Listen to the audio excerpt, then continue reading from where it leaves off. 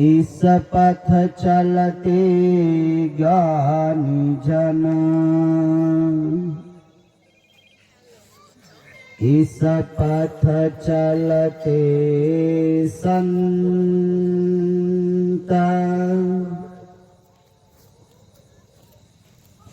धर्म पंथ ही शांति पथ,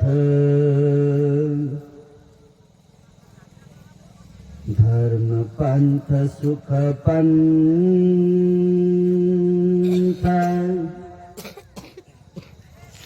धर्म पंथ पर जो चले, मंगल जागे अनंत।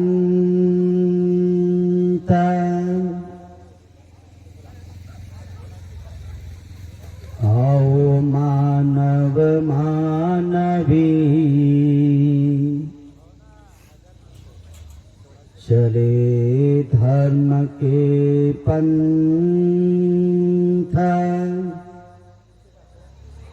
कदम कदम चलते हुए, करे दुख का अंत।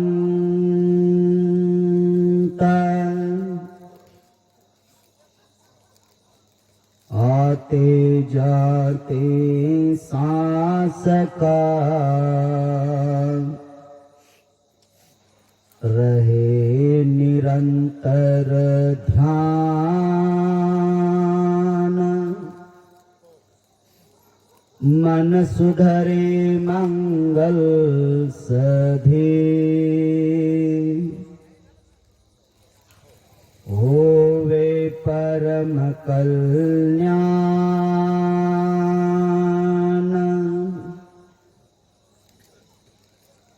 धर्म धर्म तो सब कहे,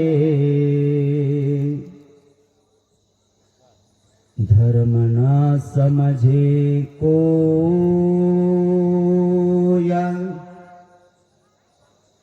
निर्मल मन का चरण, सत्य धर्म है सोया।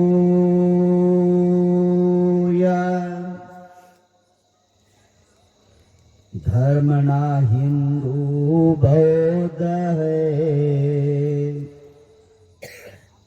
सिख न मुस्लिम जैन। धर्म चित्त की शुद्धता, धर्म शांति सुख चैन।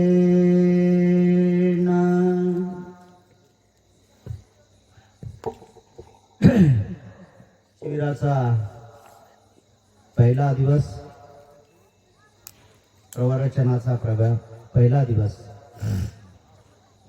या ठिकाणी आपण पूर्ण करत आहोत.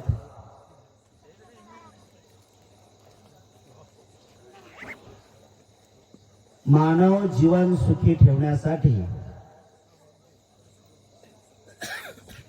भगवान अनंत सम्यक संबुद्धांनी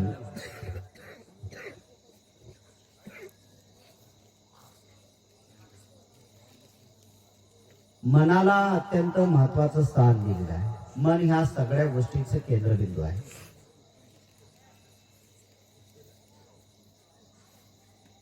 तुम्ही कोण्या धर्मात आहात, तुमचा धर्म काय शिकवते, हे टोटल वेगळी बाब आहे.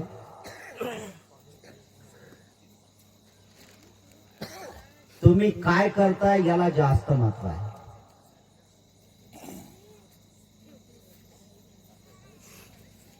मी जे काही बोलणार आहे, मी 3 गोष्टीवर जास्त भर देणार आहे. मन, माणूस आणि धर्म.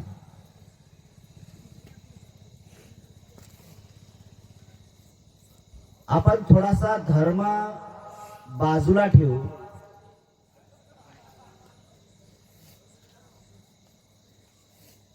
पहिल्यांदा आपण आपल्या मनाशी आणि आपल्या मानवाच्या संबंधी बोलायला आपण शिकलो पाहिजे.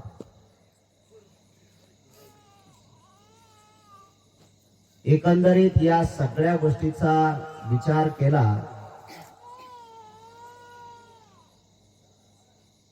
तर धर्म त्यावेळेस माणसाला आठवतो की ज्यावेळेस माणूस संकटात असतो.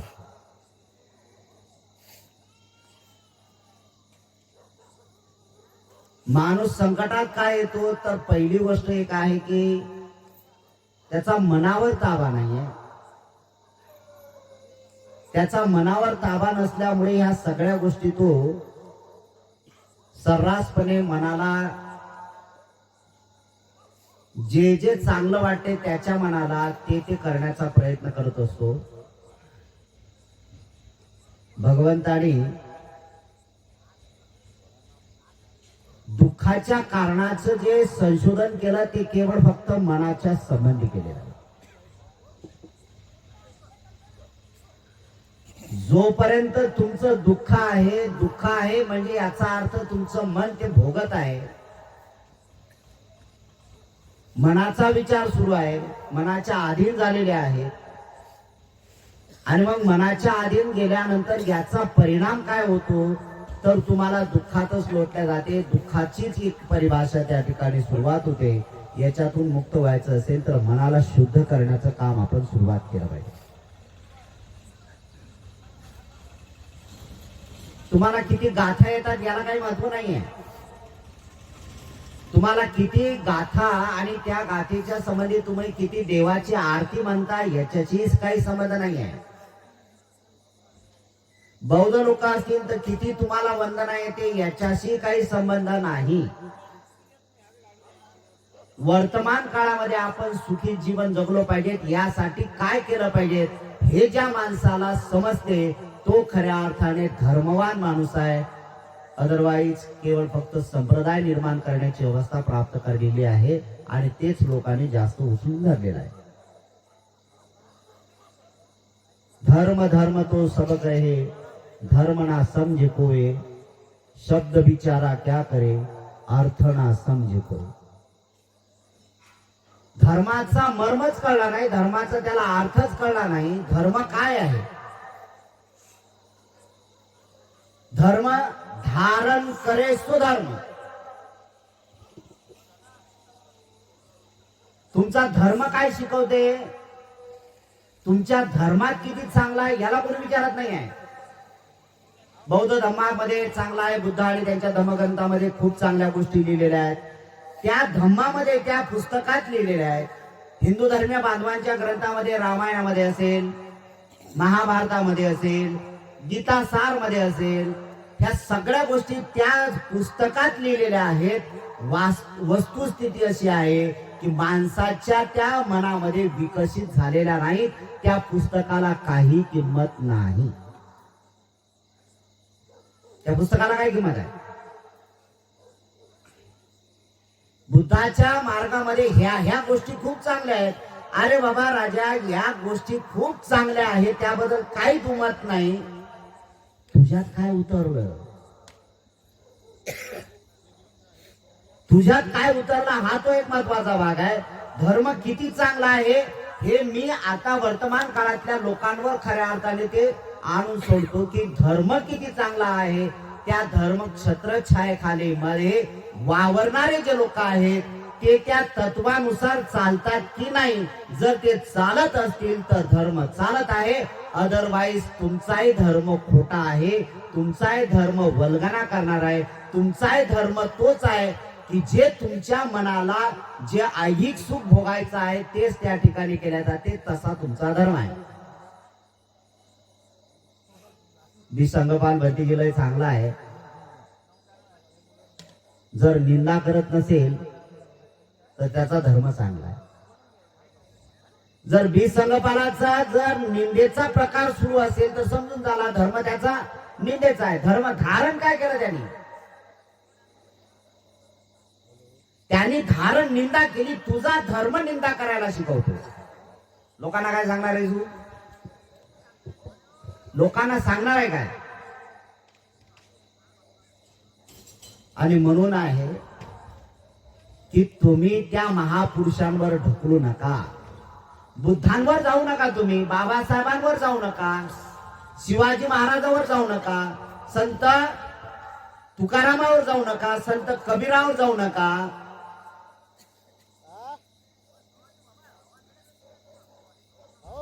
तुम्ही काय करता याला जास्त महत्त्व द्या. यांचे विचार खूप श्रेष्ठ आहेत, नाही असं नाही आहे. आणि या सगळ्या लोकांनी काय शिकवलं, सगळ्या लोकांनी काय मार्गदर्शन केलं, सगळ्या लोकांनी काय आदर्श दाखवला, ते पहिल्यांदा त्यांनी आदर्श जीवन जगायला सुरुवात केली आणि नंतर लोकांमध्ये आदर्श पेरायला सुरुवात केली. आपल्याला पहिल्यांदा आपल्या मनाला शुद्ध करायचं आहे. आपण स्वतःसाठी आदर्श बनलो पाहिजे. लोक काय म्हणतात, लोक किती खोटे आहेत, लोक किती खोट्याचा प्रचार करतात, याच्याशी काय घेणं. आताच्या युगामध्ये, सध्याच्या रनिंगमध्ये, 55 मध्ये या गोष्टीला जास्त मजा आहे. फ्लॅशिंग जास्त सुरू आहे. व्हॉट्सअपचा जमाना आहे ना. 2-4 फोटो व्हॉट्सअपवर व्हायरल झाले की मी सगळं काही आहे. हा जो खोटारडेपणा आहे तुमचा, हा खोटारडेपणा बंद केला पाहिजे. या फोटो मध्ये मी येण्यासाठी माझं चित्र कोणी रेखाटलं पाहिजे. यासाठी जर तुम्हाला करायचं असेल तर ती नैतिकता, ते बुद्धाने शिकवलेली शिकवण तुमच्या टोटल अंगीकारली पाहिजे. तरच खऱ्या अर्थाने बुद्ध चांगले आहेत हे लोकांना दाखवण्यासाठी नाही, तर तुमच्या कृतीतून लोकांना दिसणार आहे की बुद्ध अशा प्रकारचे आहेत. तेच बाबासाहेबांच्या प्रती सुद्धा होते. जय भीम करणाऱ्या माणसाने तो एक विचार घेतला पाहिजे की खरंच मी आहे, तुम्ही सर्रासपणे याची त्याची इकडच्या तिकडे तिकडच्या इकडे करत असाल. दादा, तुम्ही बाबासाहेब आंबेडकरांना धोका देत आहे ना. अरे बाबासाहेबांना सोडून द्या हो. तुम्हाला गोत्यात आणताय ना राजे हो. तुम्हाला त्या मार्गाकडे घेऊन जाताना. आणि मग असे माणसं ज्या वेळेस येतात त्यावेळेस त्या माणसाची घालमेल जे काय होते, विचाराची घालमेल काय होते ते त्या माणसालाच माहित आहे. आणि जर एखाद्याचा आपण खोटारडेपणा मांडत असू, जर एकाच्या प्रती जर निंदा आपण करत असू, जर एकाच्या प्रती आपण अपप्रचार करत असू ना, ज्यावेळेस त्या व्यक्तीच्या संबंधी आपण अपप्रचार करतो त्यावेळी जर साक्षात ती व्यक्ती जर समोर आली तर मग बीपीचा त्रास सुरू होईल ना. हे सत्य आहे. हा धर्म आहे. माझ्याबद्दल कोण निंदा करते याला मला काय त्रास आहे,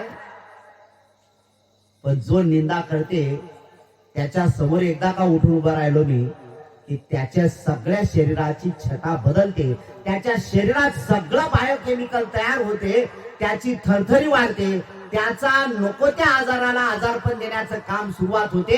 बुद्धांनी हेच तर सांगितलं की नैतिकतेचा आधार घेण्यासाठी तुझ्या मनाला शुद्ध ठेवण्याचं काम कर. जे व्यक्ती मनाला शुद्ध काम करण्याचं करते त्याची वाणी ऑटोमॅटिक शुद्ध तयार होत आहे. किती कीर्तन भजन बोलाना राजे हो, काय फरक पडणार आहे रे, काय फरक पडणार आहे. तुम्ही किती लोकांना सांगितलं की आम्ही बौद्ध लोक आहोत, काय फायद्याचं आहे बौद्ध लोक आहात तुम्ही. तर जीवन जगण्याचा मार्गच तुम्हाला कळत नसेल. आणि जर अगदी महत्वाच्या गोष्टीमध्ये सांगायचं झालं तर बुद्ध म्हणतात इथं पहिल्यांदा माणसं बनणं महत्वाचं आहे. कारण बुद्धाने सुरुवातच शिकवणच ती मानव जातीसाठी सुरुवात केली. म्हणून बुद्ध म्हणतात मनुष्य जाती दुर्लभ हो. माणसं जन्माला येतात ना, हे दुर्लभ जन्माला येतात. सहजासहजी माणसं जन्माला येत नाही. अरे माणसासारखं जिवंत जगा राजे हो. मग हे तर माता पित्यांचे अनंत उपकार आहेत आपल्यावर. माता पित्यांचे अनंत उपकार आहेत आपल्यावर की त्यांनी जन्माला घातलं. पण माणसासारखं जीवन जगता येत नाही तर दुसऱ्या पिढीच्या समोर तुम्ही ज्या संतांना जन्माला घालतात किंवा त्या मुलाला तुम्ही जन्माला घालता, त्या जन्माला घाललेल्या मुलांच्या समोर माता पित्यांचा तुमचा आदर्श काय. खूप कठीण आहे जीवन, खूप कठीण जीवन आहे. माणसं जन्माला येणं कठीण आहे, तसंच माणसाला धर्मवान बनणं सुद्धा कठीण आहे. आणि माणसं तर फार कठीण आहे. तुकोबारायांनी सुद्धा त्याच गोष्टी सांगितलेल्या आहेत. माझं माणूस हवा, माझं माणूस हवा, माझं माणूस हवा. उभ्या आयुष्यात तुकाराम महाराजांना 42 वर्षाच्या आयुष्यामध्ये 42 वर्षाचं आयुष्य त्यांना प्राप्त झालं.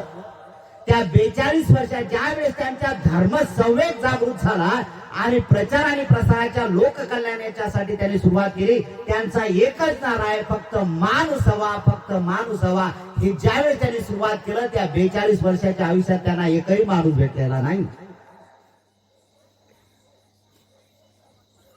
आणि बोधिसत्व बाबासाहेब आंबेडकर सुद्धा 1956 साली तुम्हा बौद्ध लोकांना दीक्षा देतात, जरा वाटू द्या रे थोडीशी याची. बुद्ध बाबासाहेब काय म्हणतात, लाखो लोकांनी बौद्ध धर्माची दीक्षा घेतली. बाबासाहेब म्हणतात या लाखो लोकांमधून मला किती लोक पाहिजेत? माणसं नव्हते काय? माणसं नव्हते काय तिथे? 10 लाख लोक होते ना, रजिस्टर करणारे लोक 5 लाख होते, तसे 5 लाख लोक झाले. 10 लाख लोकांना बाबासाहेब आंबेडकरांनी अशी रक्तहीन क्रांती ती केली. एवढा मोठा आदर्श आहे. जे भी म्हणता निंदा करता, जे भी म्हणता चुगली करता, जे भी म्हणता दारवा पेता, जे भी करता गुटखे खाता, जे भी बोलता माणसंही बनत नाही. विचार करा रे काय गोष्टीचा राजो. ह्या सगळ्या गोष्टी आहेत ना. मग बाबासाहेब 1956 मध्ये म्हणतात फक्त आणि फक्त 5 लोक पाहिजेत मला. किमान वर्तमान काळातल्या लोकांना, आणि मी जाणीवपूर्वक बोलतो की किमान आता या शिबिराच्या दरम्यान मध्ये जे काही होत आहे, या शिबिरातल्या दरम्यान मध्ये ज्या लोकांवर नैतिक जबाबदारी येते त्यांनी तरी स्वतःला प्रेझेंट केलं पाहिजे की या 5 लोकांपैकी मी एक आहे. इथे केलं पाहिजेत ना कबूल? हे केलं पाहिजेत ना. कोण करेल?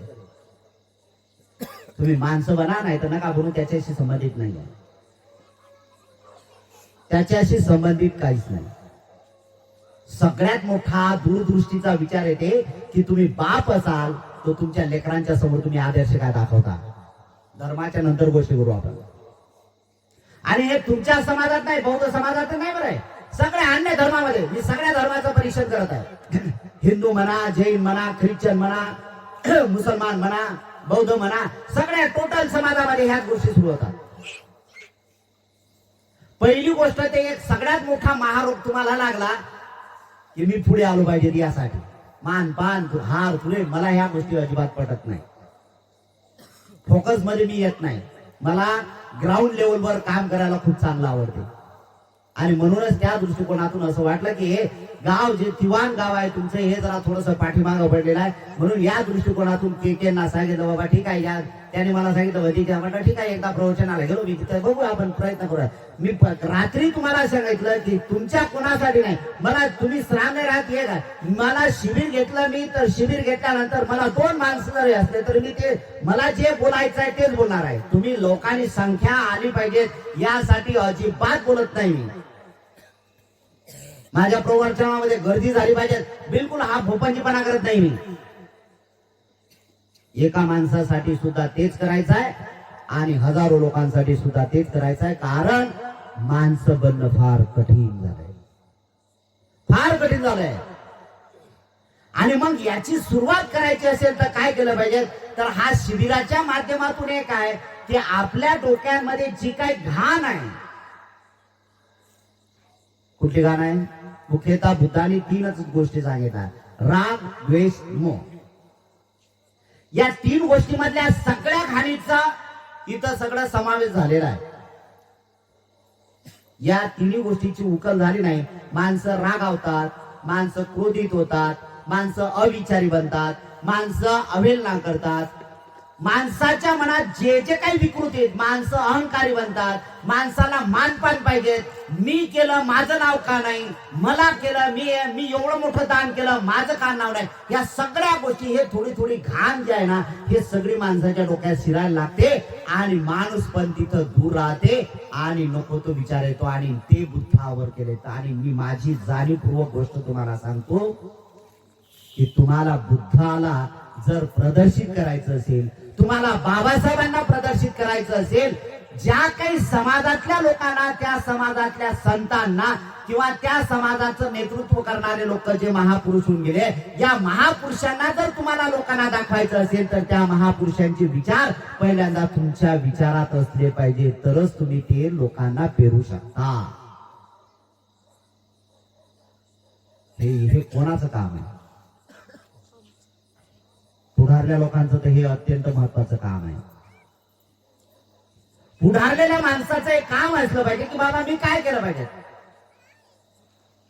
तुम्ही लोकांसाठी काम करू नका. हे जे काही शिबिर केलेलं आहे ना, हे शिबिर केवळ देखाव्यासाठी नाही केलं. तुमच्या लोकांची नाराजी असेल तर काय हरकत नाही, बंद करू आपण, इथंच गेलं पाहिजे असं थोडी आहे. हे असं जर उचलून दुसऱ्या गावात करू शकतो, त्याला काय करायचं आहे, जंगलात करायचं आहे. आणि नाही काय झालं तर हे 24 रामनेर जे आहेत, या 24 रामनेरासाठी कुठेही आपण केलं तर काय फरक पडणार आहे. बनणं महत्वाचं आहे, बनायला पाहिजे. माझ्या शिबिराचं मी प्रमाण केलेलं आहे. माझ्या शिबिरामध्ये 10चे एक प्रमाण ठेवलेलं आहे. माझ्या शिबिरामध्ये जर 10 लोक असतील तर मी केवळ फक्त एका माणसाला घडवण्याचा प्रयत्न करतो. आपण 24 लोक आहात म्हणजे फक्त या 24 लोकांचे मला किती पाहिजे, 2 माणसं पाहिजे. हे जर 2 माणसं जर प्रामाणिकपणे जर घडले तर शिबिर सफल झालं. आणि जरी 2 माणसं घडले नाही तरी हरकत नाही.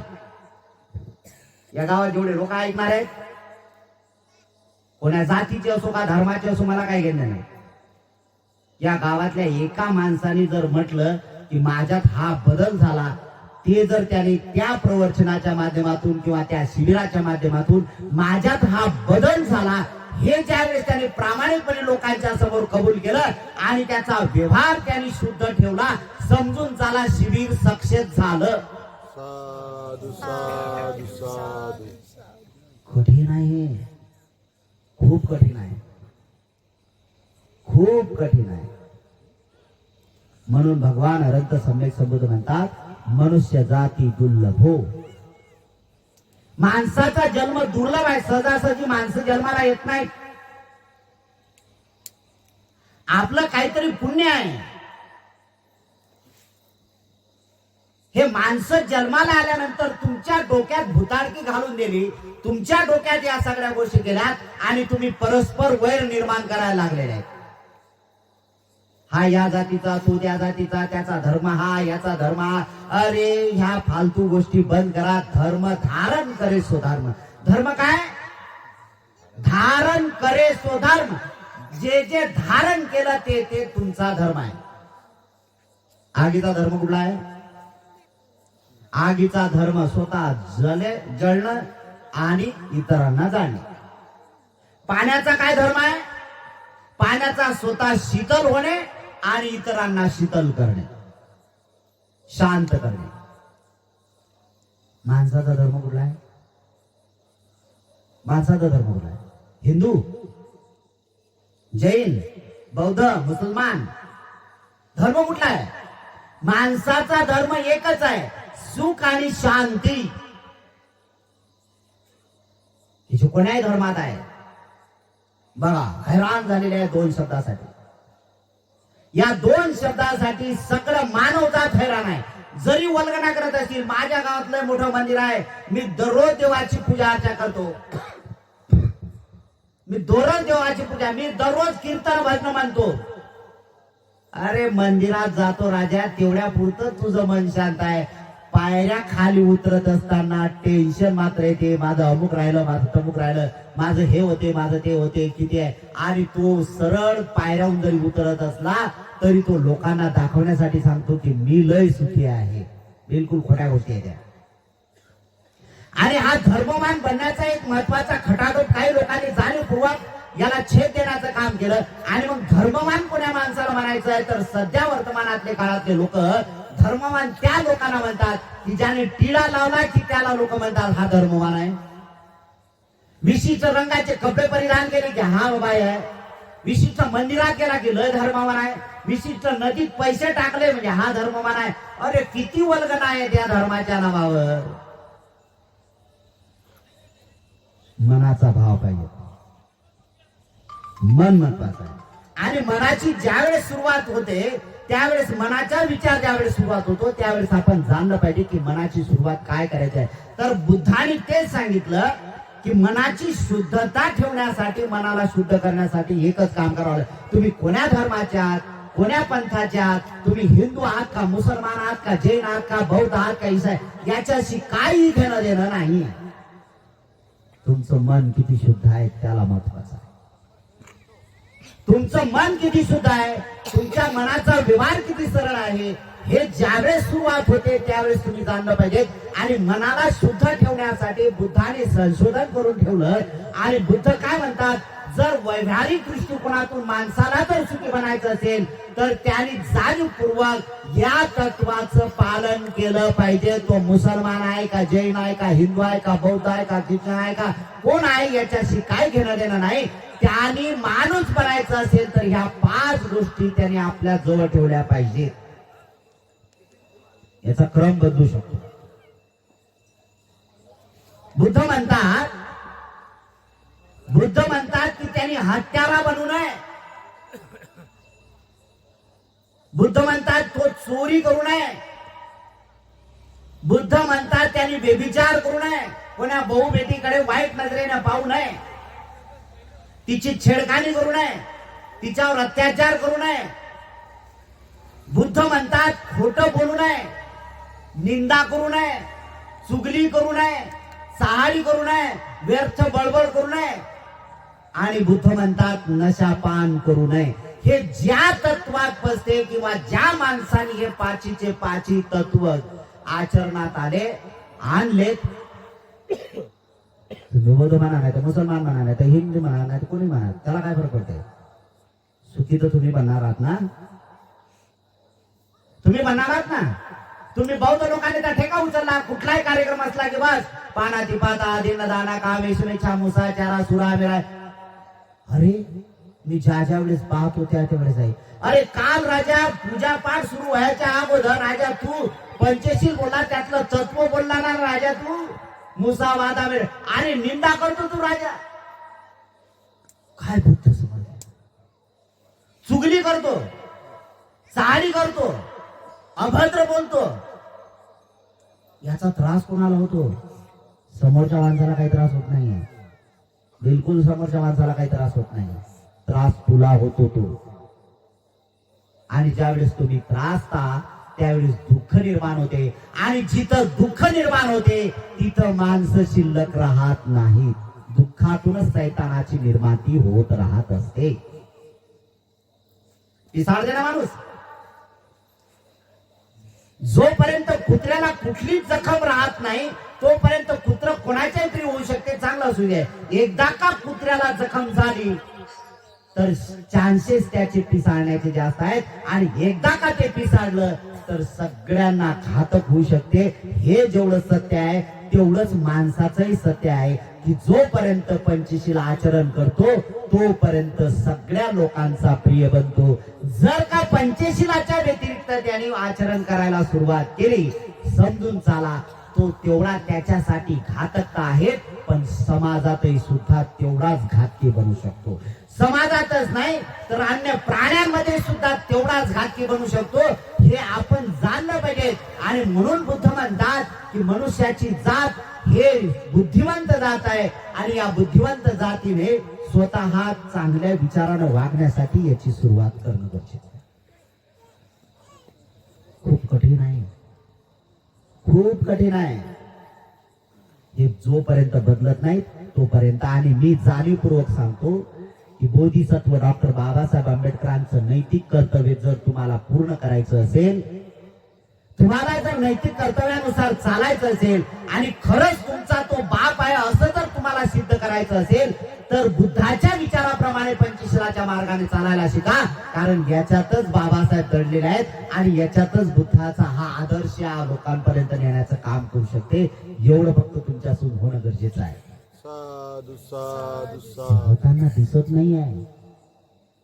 तुमच्या समाजात सगळ्यात मोठी दुसरी एक कीड लागली की इतर समाजावर टीका करणे. त्या धर्मात हे आहे, त्या मी एका व्याख्यात्याशी बोलत होतो. त्या त्यांनी एवढा काही हिंदू धर्मावर काय जवळजवळ 45 मिनिटं हिंदू धर्मावर बोलला आणि बौद्ध धर्मावर फक्त 5 मिनिटं बोलला. मी विचार केला हे एवढं वाईट आहे ते आम्हाला वाईट कशाला सांगतो तू, आणि तू वाईट सांगतो तर ते हिंदू धर्मे बांधव राजा तुझ्या विरोधात गेले ना, तुझ्यात नाही तुझ्या पाठीमागे जो तू त्या समाजातला म्हणतो ना, तर त्या समाजातला वेटीस धरतात ना ते लोक.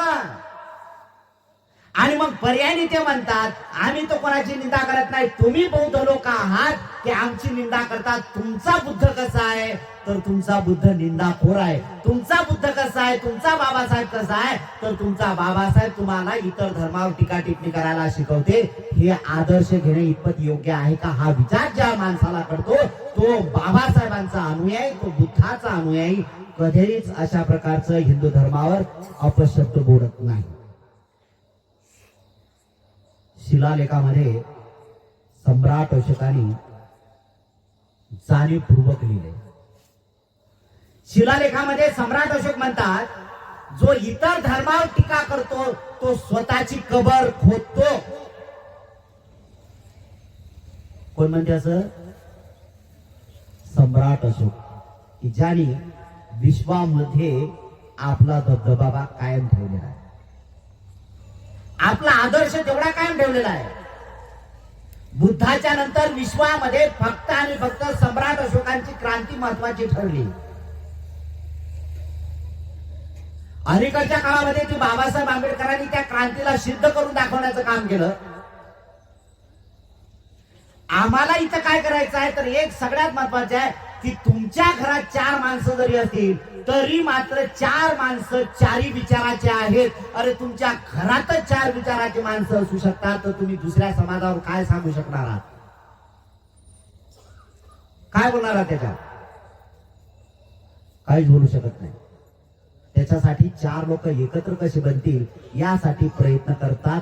ते माणसं असतात आणि जे माणसं बनतात ते आदर्श बनतात आणि जे आदर्श दाखवतात ते समाज टिकवण्याचं काम करतात आणि जे समाज टिकवण्याचं काम कार्य करतात ते बोधिसत्व आणि बुद्धाला जिवंत ठेवण्याचं काम करतात. याची ही सुरुवात आपण केली पाहिजे. आहे तसं शक्य नाही होते. तुम्हाला वाटते तेवढ्या साऱ्या गोष्टी नाही आहेत. यासाठी पहिल्यांदा हे सुरुवात करावं लागेल आणि म्हणूनच आहे की आपल्या मनाशी आपण बोलत असताना ही सुरुवात करा की मला आदर्श कसं बनता येईल, मला आदर्श कसं बनता येईल. तुम्ही त्या देवाच्या त्याला पाया पडण्याऐवजी तुम्ही मायबाप आहात आणि मायबापांनी पहिल्यांदा त्या लेकरांसाठी आदर्श बनलं पाहिजे. सगळ्या धर्मामध्ये हेच सगळं बोललेलं आहे. पहिले गुरु कोण आहेत, पहिले देवता कोण आहे? माता पिता. परम देवता कोण आहे? माता पिता. हिंदू धर्मातही ते सांगितलंय, जैन धर्मातही ते सांगितलंय, बौद्ध धर्मातही सुद्धा ते सांगितलं. कारण बुद्ध 38 मंगलामध्ये सुद्धा म्हणतात माता पितू पठानं पुत्रदारस संग हो अनाकुलाच का म्हणता हेत मंगलं उत्तमं. माणसाला जर कल्याण करायचं असेल तर आई वडिलांची सेवा करणे, आई वडिलांची पूजा करणे हे माणसाचं. पूजा कोणाची करतो आपण? त्या आदर्शाची पूजा करतो. हिंदू धर्माच्या ग्रंथात सुद्धा तेच म्हणणं. कोण आहे परम देवता? कोण आहे? आई वडील. समज तुम्हाला झाली की आई वडिलांना कसे दूर लोटता तुम्ही आणि वरून सांगता की आमच्या धर्मातलं चांगलंच आहे. कसलं फतराचं सांगितलं तुमच्या धर्मात चांगलं? काय सांगितलं तुमच्या धर्मात? ज्यांनी जन्मदात्या मायबापाने तुम्हाला जन्म दिला त्याला घराच्या बाहेर काढणे? काय त्या देवाच्या मंदिरात जातील आणि डोकं आपटत बसतील, काय त्या बौद्ध विहारात जातील आणि काय त्रिशरण पंचशिलाच्या गाथा आणि काय इतिपिसो भगवा रंग या सगळ्या गोष्टी बोलतील आणि आई वडिलांना घराच्या बाहेर. कुठला धर्म मारण करता? कुठला धर्म? हे दोघलेपणाचा धर्म आहे ना. समज त्याचे कारण तुम्हाला बुद्धांनी सांगितलं कर्म सिद्धांताचा भाग आहे म्हणून तुम्ही आई वडिलांना घराच्या बाहेर काढलं आणि देवाच्या जवळ जीव तुमचा गेला म्हणजे तुमचे कर्म बदलले असं कधी होत नाही.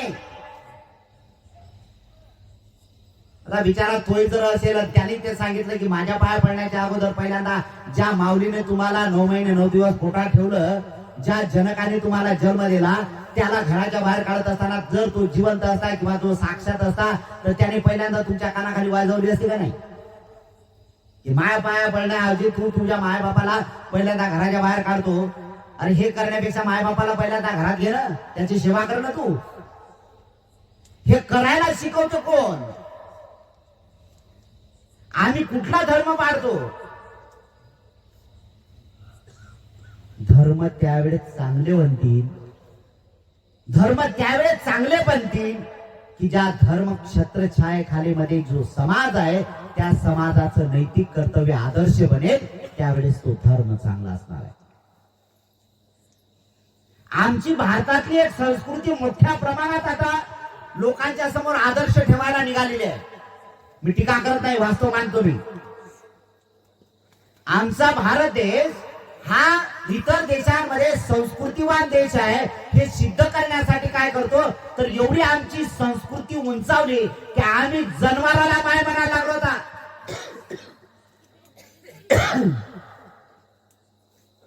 जिनं 9 महिने 9 दिवस पोटा ठेवलं ना, तिच्या चुकूनही एकही दिवस पाया पडला नसेल, पण गाईच्या पाया पडायला मात्र विसरत नाही.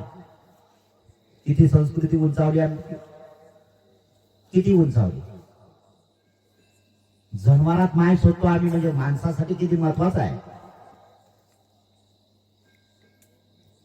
पण कोण्या जनावराच्या? ती जे मोकाट गाय आहे ना, त्या मोकाट गायच्या, त्याच्या घरात गाय बाळलेली आहे, बांधलेली आहे. ना हिला कळवा टाकत, ना हिला चारा टाकत, ना हिला पाणी पाजत. हे मरते दिवसभर. आणि हा बाहेर जात असताना शुभ कार्य करायला दुसऱ्याच्या गायीच्या पाठीमागून पाहायला लागते. काय म्हणावं या आदर्शाला? एवढं फेकतारे धर्माच्या नावावर तुम्ही लोक. हे बंद झालं पाहिजेत ना. मी एक दुसरा व्हिडिओ बघितलेला आहे की जाणीवपूर्वक काही लोक दवाखान्यात जाऊन म्हाताऱ्या आईची किंवा म्हाताऱ्या बाबांची सेवा करायला जातात, सेवा करतात, बॅगा भरून देतात आणि व्हिडिओ चालू असते आणि दाखवतात काय म्हाताऱ्या माणसाची रोग्यांची सेवा करतो. याची आई खाटवीवर पडलेली असते ना, हा तिला म्हणतो दवाखान्यात का गेली नाही तू?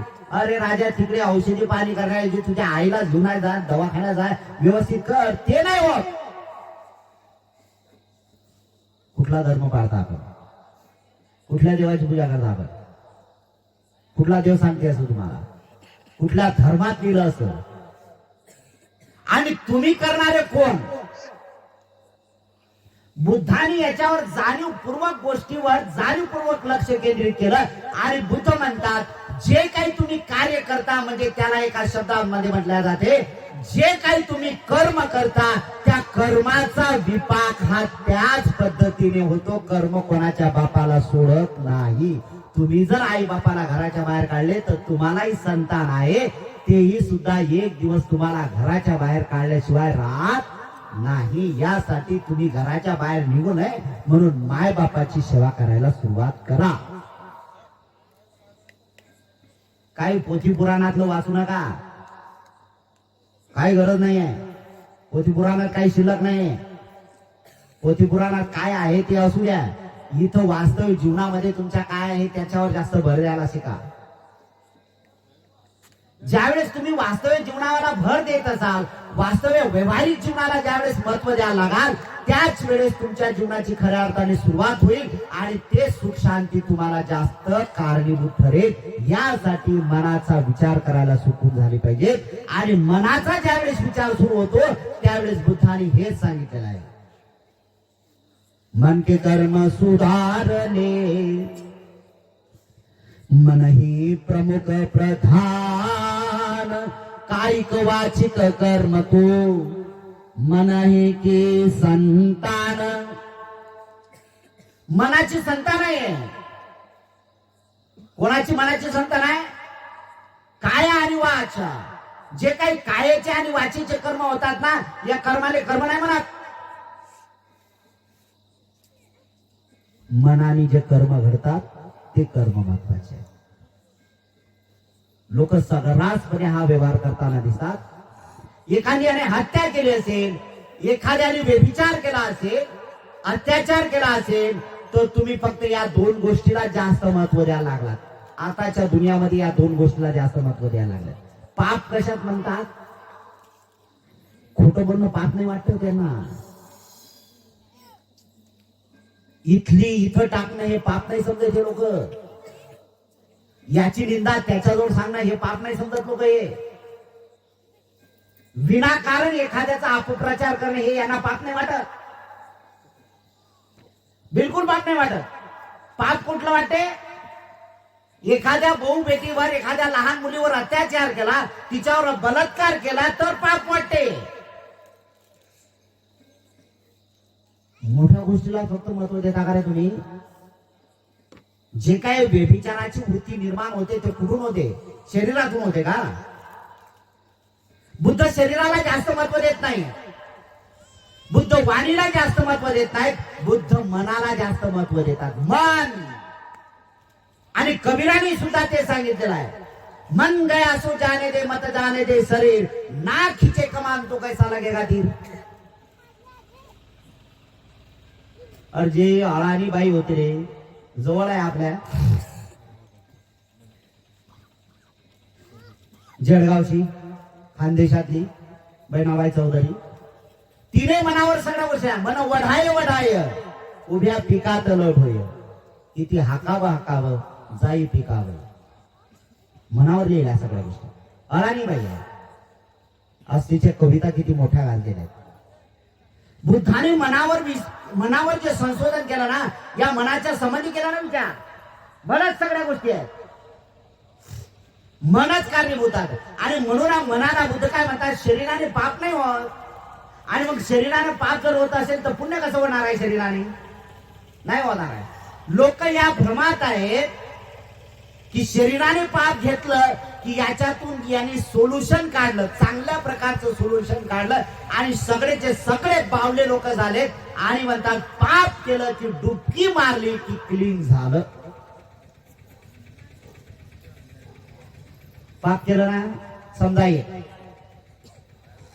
काय काय लोकांना मांस मच्छी चालत नाही, चांगली गोष्ट आहे. नाही चालत, चांगली गोष्ट आहे. समजा जर मांस खाल्लं त्यानं तर पापी झाला, तो पापी झाला. त्याची घरातली बायको आहे, ती तो अजिबात हात लावत नाही. मांस मच्छी असं काही म्हटलं की तिला किळस येते बिचारीला. डायरेक्ट मध्ये अरे हे नको, ते पाप आहे पाप आहे असं म्हणणारी आहे. तिच्या नवऱ्याने जर समजा मांस मच्छी किंवा अंडे जर खाल्ले तर किती मोठं पाप झालं. मग याच्यावर बेस्ट सोल्युशन काय काढलं तुम्ही? किंवा त्याने खाल्लं तर खरं ठीक आहे बाबा, मला घरात एंट्री मिळायची आहे ना, मग मला घरात एंट्री मिळायची आहे तर काय करायचं आहे? जायचं पहिल्यांदा बाथरूम मध्ये जायचं, घरात एंट्री करायचीच नाही. गेलं बाथरूम मध्ये, आंघोळ केली, साबणाने केली, क्लीन झाला. वरून आंघोळ केली, आतलं सगळं मटेरियल तेच आहे याचा कोणी विचार करत नाही.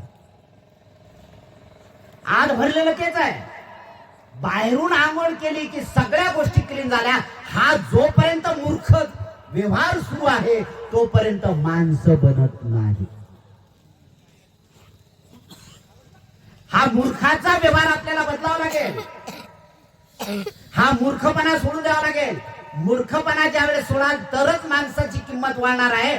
आणि म्हणून म्हणतो की इथं जनावराला किंमत यायला लागली, इथं माणसं धर्माच्या नावावर कचाकच कापल्या जातात. आणि जिथं माणसं माणसाला कापतात तिथं धर्म शिल्लक राहत नाही. असं मी म्हणत नाही, तुकोबाराया म्हणतात. धर्माच्या नावावर माणसं माणसाला मारायला सुटलेले आहेत ना, काहीच वाटत नाही त्यांना. कुठल्या मार्गात आहे? जर तुम्ही कर्म सिद्धांत बोलत असाल तर या कर्माचा व्यवहार तुमच्यावर येणार नाही का रे? हे बदलायला पाहिजे. म्हणून काय खाताय याच्या अगोदर काय विचार करताय या विचाराची सुरुवात होते. आणि म्हणूनच आहे की कबीरानी सुद्धा मनावर चांगल्या प्रकारचं सुरुवात केलेली आहे. मन गया असो जाने दे मत जाने दे. शरीर गेलं ना, शरीराने व्यभिचार झाला तर बुद्ध त्याला व्यभिचार म्हणत नाही. पण हे व्यभिचाराचे बीज कोणी रोवलेत? मनाने रोवले. शरीराचा व्यभिचार कोण काढणार आहे? मनातला व्यभिचार काढण्याची ज्यावेळेस तुमच्यात कुवत निर्माण होईल, मनामध्ये व्यभिचाराचे तरंग निर्माण होणार नाहीत. हे मुळासकट ज्यावेळेस आपण उचलून फेकू त्यावेळेस शरीराने काय अत्याचार होणार आहे, काय व्यभिचार होणार आहे, काय बलात्कार होणार आहे. हे काय मंदिरात गेल्यानंतर समजणार आहे का? बिलकुल नाही. अरे मंदिरात येणारे लोक सुद्धा मनामध्ये त्याच विचाराच्या गोष्टी चालू जातात. मनोमन मनातल्या व्यवहारातल्या गोष्टी ते सुरू असतात. याला कोण काय करणार आहे? आणि काही लोक तुमची मन म्हणतात. मन जडते तो कोणाला दिसते? कोणाला दिसते? आता मनात जर व्यभिचाराचे तरंग निर्माण झाले ते तुम्हा आम्हाला थोडी देणार, पण हे प्रकट जास्त मोठ्या प्रमाणात ज्यावेळेस निर्माण होतात त्यावेळेस ते वाणीवर उतरतात. आणि ज्यावेळेस वाणीवर उतरतात त्यावेळेस साक्षात शरीरावर उतरतात. आणि ज्यावेळेस ज्यावेळेस शरीरावर उतरल्या जाते त्यावेळेस ऍक्सिडेंटली ह्या सगळ्या गोष्टी होऊन जातात. म्हणून आवर जर घालायचा असेल तर त्याला मनाला आवर घाला. शरीराला आवर घालून काहीच होणार नाही. शरीरावर नाही, मनाला आवर घालायचं काम सुरू करा. आणि मनावर व्यवहार करायचा असेल तर त्यासाठी सुरुवात करणं गरजेचं आहे. मनाचा व्यवहार बदलला पाहिजे ना. आणि मग मनाचा व्यवहार बदलायचा असेल तर आपल्याला काय करावं लागेल? ऑटोमॅटिक शरीराचं आहे. मी कालच तुम्हाला आंघोळ नाही केली तर काय बदल आहे? इथला आंघोळीतला धर्मदोरी आम्हाला पालन करायचं आहे. प्रासंगिक नाही करावं लागेल. थंडीचे दिवस आहेत, नाही केली तर काय प्रॉब्लेम आहे? काय प्रॉब्लेम आहे? एखाद्या ठिकाणी प्रवास जर करत आहात 3-3, 4-4 दिवस तुम्ही आंघोळ करत नाही, याला काय आहे? बावल्या लोकांच्या हाती ज्यावेळेस धर्माचे सूत्र जातात त्यावेळेस मात्र आंघोळ करूनच मंदिरात जावं लागते. विचारा, त्याला विचारा, त्या देवाला विचारा, तू किती वेळा आंघोळ केली रे? तुझी आंघोळ घालणारे लोक आहेत, तू स्वयं किती आंघोळ केली? एकही उत्तर देऊ शकणार नाही याचं. आणि म्हणून बुद्ध म्हणतात आंघोळ जर करायचीच असेल ना तर अंतर्मनाची आंघोळ होणं गरजेचं आहे. आणि अंतर्मनाची आंघोळ करण्यासाठी काय करावं लागेल? फक्त आणि फक्त 5 तत्व अंगी घालावं लागतील. क्रम चुकीचे होऊ शकतात. समजा मुसलमानानं हत्या केली तर काय म्हणतील? त्याला हत्यारच म्हणतील. चोरी केली तर चोरच म्हणतील. व्यभिचार केला तर नराधम म्हणतील. खोटं बोलला तर खोटारडा म्हणतील. आणि दारू पिणारा असेल तर शैतान म्हणतील. दुसरा म्हणणार आहेत काय? क्रम चुकीचा असू शकते किंवा खालचा वर क्रम असू शकते, पण बुद्धाने माणसाला नैतिकवान बनायचं असेल किंवा बुद्ध म्हणतात जर तुम्हाला माणूस म्हणून सुखी जीवन जगायचं असेल तर या 5 तत्वाचं तुमच्या जीवनामध्ये तुम्ही अंमल करायला शिकलं पाहिजे. जोपर्यंत या 5 तत्वाचं नियोजन तुमच्या जीवनात होत नाही तोपर्यंत तुम्ही सुखाने नांदू शकत नाही. आणि प्रत्येक माणसाला जर सुखाने नांदायचं असेल तर त्यासाठी त्यांनी सुरुवात केली पाहिजे. मी हत्यारा नाही, मी खोटं नाही, मी चोरी नाही, मी व्यभिचारी नाही, मी नशापान करत नाही, या तत्वाचं माझ्यात नियोजन केलेलं आहे. बस समजून चाला. त्याला तुझ्या पाठाचं काही महत्व शिल्लक राहत नाही. मंदिरात जावं लागेल का? गरज नाही. आणि म्हणून तुकड्या महाराजांनी सुद्धा ते आहे, तुझं घरच नाही का रे पंढरपूर? घर पंढरपूर करायचं असेल तर त्या घरामध्ये जे म्हातारे आहेत ते विठू रुक्माई तयार केले पाहिजेत ना. आणि त्या घरातले जेवढे लेकरं असतील ते भक्तवान बनले पाहिजे ना. तंगड्या तोडत जे पंढरपूरला जातात, कशासाठी जातात मला जे कळत नाही अजून. कशासाठी जातात? बरं गेले तर काय घेऊन येतात? तर सर्रासपणे हा व्यवहार सुरू आहे की आमचे पाप कटले. बरं ठीक आहे, इथून जाताना तुमचे पाप कटतात, पण तिकडून येतात तुम्ही पापी बनत नाही याची काय गॅरंटी? तसंच बौद्ध लोक बुद्धगयाला जातात तर असं म्हणतात की बाबा बुद्धगयाला गेल्यानंतर आमचे सगळे पाप कटतात. ठीक आहे, बुद्धगयाला गेल्यानंतर तुमचे पाप कटतात हे तेवढीच सत्य गोष्ट आहे, पण तिथून आल्यानंतर तुम्ही पापी बनणार नाही याची गॅरंटी कोण घेणार? तसंच हजला जाणारे लोक सगळेचे सगळे त्यांच्या गळ्यात हार टाकून मुसलमान सगळेचे सगळे लोक ते हजला जातात, त्या तीर्थयात्रेला जातात आणि सगळं म्हणतात की तिथं जन्नत मिळते आम्हाला, तिथं आम्हाला सगळे मुक्तीचे दरवाजे खुले होतात, सगळ्या गोष्टी होतात, आमचं पाप कटल्या जातात असं त्यावेळेस ते सांगतात. तिकडून येताना तुम्ही पापी बनत नाही, शैतान बनत नाही याची गॅरंटी कोण घेणार? आधी मन घ्या रे हाती मग पूजा गणपती. किती महत्वाची गोष्ट आहे. तुकोबारायाने सांगितल्या गोष्ट.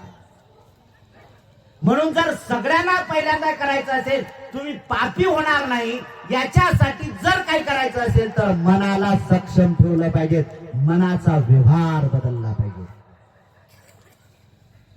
आणि जोपर्यंत मनाचे व्यवहार बदलत नाहीत तोपर्यंत समाजामध्ये परिवर्तन होत नाही.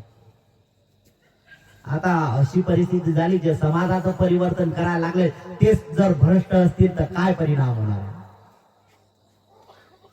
जे समाजाचं नेतृत्व करणारे असतील ते जर दारुडे असतील तर काय करणार आहे? जे समाजाचं नेतृत्व आहे ते जर चुगलखोर असतील तर काय समाजाचं भद्र परिवर्तन होणार आहे? नेतृत्व करणं सहज वाटते हो, त्याबद्दल माणसं बनवून दाखवा लय कठीण बाब आहे. म्हणून गाडगे महाराज म्हणतात, आलोय जन्माला फुकट आणि मरतोय काय राजा फुकट. अरे जन्माला फुकट तर मायबाप जन्म घालतात हे फुकट आहे. कोण्या माणसाने असं म्हटलं जन्माला येण्याच्या अगोदर कोण्याला असं म्हटलं की आई एवढी रोकड घे, एवढी रक्कम घे आणि मला जन्माला घाल, असं कोणी झालं का? कोणी केलं का तुम्ही लोकांनी? कोण्या हिंदूने, कोण्या मुसलमानाने, कोणी जैनाने, कोणी ख्रिश्चनाने, कोणी बौद्धाने असं म्हटलं का आईला की आई मला जन्माला घाल एवढी रोकड घे म्हणून? असं झालं का कधी? फुकट जन्माला आले फुकट. पण गाडगे महाराज म्हणतात फुकट मरायचं नाही तर पैन पैचा हिशोब द्यायला गेला पाहिजे. यासाठी मी काय करतात म्हणून पैन पैचा हिशोब देत असताना तुम्हाला किती नैतिकतेच्या जीवनावर तुम्ही आधारित आहात आणि तुमच्यात किती नैतिकता आहे हे जर मोजमाप करायचं असेल तर तुम्हाला बुद्धाच्या या पंचशिलानं चालावं लागेल. जो पंचशिलाच्या मार्गावर चालतो समजून चाला की तो माणूस बनला आणि तो नैतिकवान बनला, त्याचाच आदर्श इथं निर्माण होऊ शकतो. इथं करावं लागेल ना. वारकरी संप्रदायामध्ये नामदेव महाराजांनी जो वारकरी संप्रदाय 13व्या शतकामध्ये निर्माण केला ना त्यातले तत्वच महत्वाचे आहे. त्यातले तत्वच महत्वाचे आहे. 13व्या शतकामध्ये जाणीवपूर्वक नामदेव महाराजांनी हे म्हटलेलं आहे. बुद्धाच्या बाबतीत बोलतात, हाती न घेता तलवार बुद्ध जगावरी राज करी. 13व्या शतकात ते म्हणतात. त्याची चिरी ओढत असताना गाडगे तुकड्या महाराजांनी सुद्धा तेच म्हटलेलं आहे, हाती न घेता तलवार बुद्ध जगावरी राज करी. याला कारण काय? प्रभाव, प्रचार, प्रभावशाली. जो आहे ना प्रचार आणि प्रसार प्रभावशाली, याला कारण ते आहे. कारण प्रचार आणि प्रसार करायचं असेल तर त्यासाठी तुम्ही स्वतःला वाहून घेतलं पाहिजे आणि तुम्ही तशा प्रकारची सक्षम दृष्टी निर्माण करण्यासाठी तुम्हाला भक्कम करण्यासाठी या तत्वाचा आदर्श घेऊन समाजापुढे आलं पाहिजे. तरच खऱ्या अर्थाने आदर्श निवड होऊ शकते, बाकी नाही होऊ शकत. हे करावं लागेल तुम्हाला. आणि मग या सुरुवात करत असताना अगदी वारकरी संप्रदायाच्या माध्यमातून ज्याला ज्याला महाराज बनावं लागेल, तुमच्या भाषेत जर सांगायचं ज्याला हबप्पा बनायचं असेल ना तर त्याला 5 गोष्टीचं नियोजन करावं लागते. त्या 5 शपथा घ्यावा लागतात त्याला. आणि त्या 5 शपथांपैकी पहिली शपथ आहे की त्याला इतर बहुबेटीकडे वाईट नजरेनं पाहता येणार नाही. हालाकी काही गेल्या 1-2 वर्षांमध्ये महाराजांची जास्त मोठ्या प्रमाणात भरती झाली आणि नको त्या मीरा वगैरे या सगळ्या गोष्टीचं आपण पाहिलेलं आहे. तिच्यावर अत्याचार झाले किंवा महाराजांनी हे सगळ्या गोष्टी हे व्हॉट्सअपच्या माध्यमातून आपल्याला सगळ्या गोष्टी दिसलेल्या आहे. हे हबप महाराजांना बदनाम करण्यासाठी त्या लोकांनी ती सुरुवात केली. मला त्याच्यात पडायची गरज नाही आहे. पण एक आहे की हबप त्याची सुरुवात होते ना त्याची ही सुरुवात होते की त्याला पंचतत्वातलं 5 तत्वातलं पहिलं तत्व अंगीकारावं लागते. आणि ते तुकोबारायाने जाणीवपूर्वक जर का आली धावणं तिचे धरावे दोन्ही चरण. किती महत्वाचे आदर्श आहेत. धावून येणे होऊ शकते की तुमचा प्रचार आणि प्रसार जर चांगला असेल, तुम्ही नैतिकतेच्या मार्गावर जात असाल, होऊ शकते की तुमची वाणी मिठास असेल, होऊ शकते की तुमच्यातले नैतिकतेचं तत्व असताना एखाद्या बहुबेटीला ते भारावून जात असेल, एखादी बहुबेटी बिचारी ती वाहून घेत असेल आणि ती तिच्यावर आकृष्ट होत असेल, ती तिच्यावर म्हणजे अगदी जाणीवपूर्वक ती तिच्यावर भाळत असेल आणि ती तुमच्या मार्गाने येत असेल तर त्याला तो पर्याय. म्हणून अशी कोणी एखादी स्त्री तुमच्या भाळली असेल तर तुकोबाराया म्हणतात तिचे दोन्ही चरण धरा, पाय धरा तिचा आणि सांगा माय हे सोडून दे. कारण बुद्धाने सुद्धा तोच आदर्श जीवन जगण्याचा मार्ग दाखवलेला आहे. किती महत्वाचा आहे, किती महत्वाचा आहे. कोण सांगू शकते हे फक्त बुद्ध सांगू शकतात.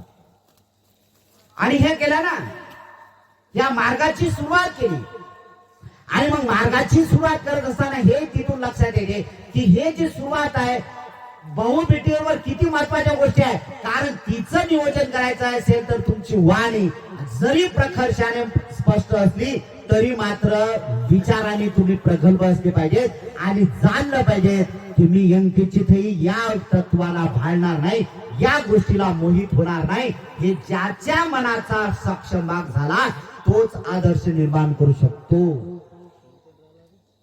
पाच तत्वाचं पहिला आहे कामेशमेच्छाच्या रावे रमणी, मी व्यभिचार करणार नाही. तुकोबाराय म्हणतात जर का आली धावून तिचे धरावे दोन्ही चरण. किती महत्वाच्या गोष्टी आहेत. साम्य आहे ना याच्यात. त्या महापुरुषांनी काय आदर्श जोडला हे आहे. हे तिची सुरुवात केली ना तेच आहे ना.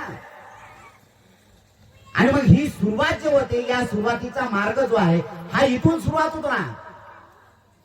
दुसरं एक महत्वाचं आहे की वारकरी संप्रदायाला कुठल्याच प्रकारचं मांस मच्छी किंवा नशापान करता येत नाही. खोटं बोलणं तर फार लांब आहे, फार लांब आहे. आता गाथेच्या माध्यमातून कीर्तनाच्या माध्यमातून हबप महाराजांना हे लोक बदनाम करत आहेत. हरिभक्त पारायण मंडळाला हे सगळे लोक बदनाम करत आहेत आणि नको ते वल्गना करतात आणि कोणाचा तरी बळजावपणा करतात.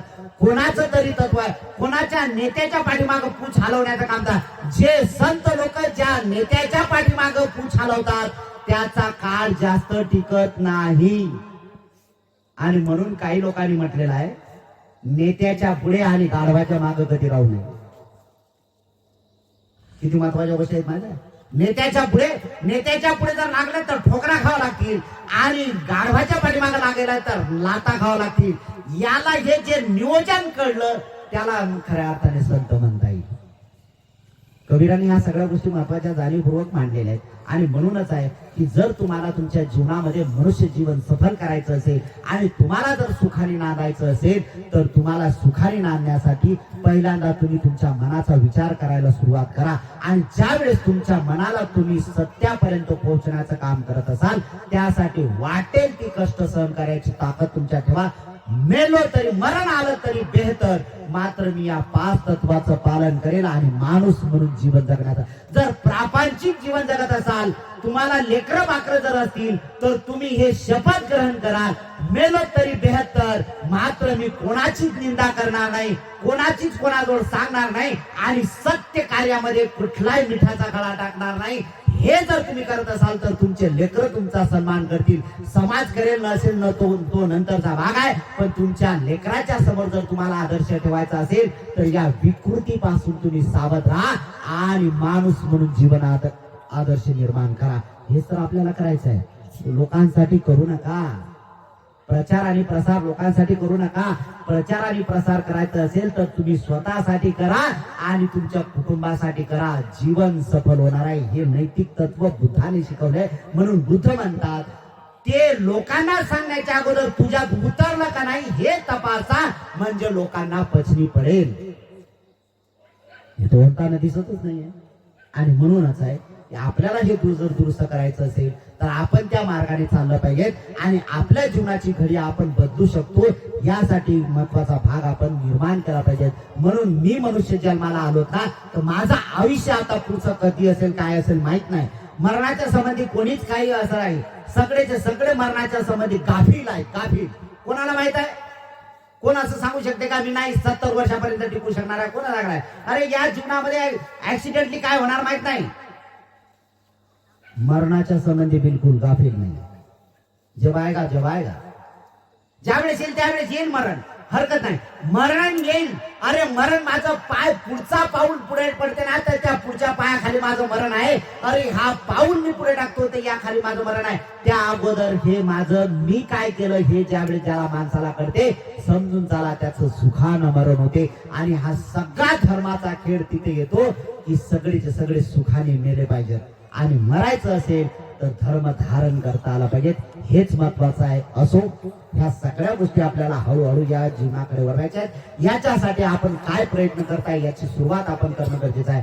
महत्वाचा एक उद्देश असा आहे की मी जरी काल डिक्लेअर केलं होतं की तुम्हाला 7 ते 7 ही सुरुवात पर्यंत थंडीचा काळ आहे सगळे जण जर बोलत बसलो तर सगळे जण गारठून बसतील आणि काही श्रावणे आहेत बिचारे उघड्या अंगार आहेत, काही स्वेटर आणलेत काही नाही आणलेत. हा एक महत्वाचा आहे. आपण जेवढ्या लवकर म्हणजे आपण अर्धा तास अगोदर घेऊ, 6:30 वाजतापासून सुरुवात करू ते 7:30 पर्यंत, कारण जास्त थंडीत काय बोलून अर्थच नाही. कारण धर्म जर आपल्याला सांगायचं असेल थंडीनं लुटलुट आहे, एखादा आजारी पडला आणि काय झालं तर त्याला काय माहित आहे आजारी पडला, त्या भंतीजीनं बोलत होता ना म्हणून आजारी पडला, काय धर्म फत्री पडला त्याच्या वाया जाईल ना गोष्ट.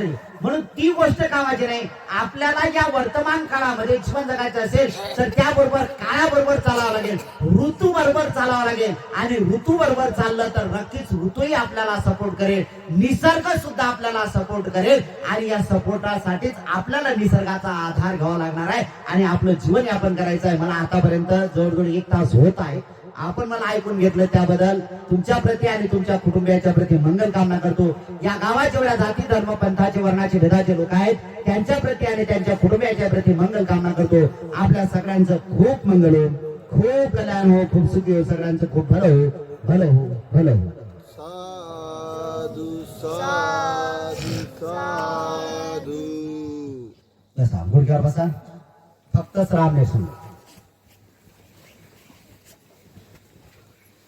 बोला. बुद्धं नमामि, धम्मं नमामि, संघं नमामि. पुन्हा एकदा